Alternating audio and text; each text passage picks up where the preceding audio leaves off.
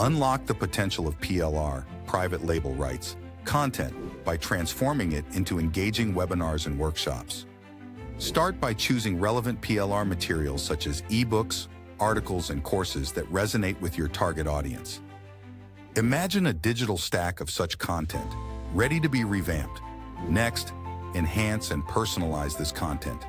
Update it with new information, insightful case studies, and your unique perspective using tools like PowerPoint, Keynote, or Canva. Visualize yourself at a laptop, making these edits, turning standard content into something fresh and valuable. Planning your webinar or workshop is crucial. Structure your presentation to include interactive elements like Q&A sessions, polls, and discussion points. Highlight these in your promotional calendar to build anticipation. Picture a well-structured schedule that invites participants to engage.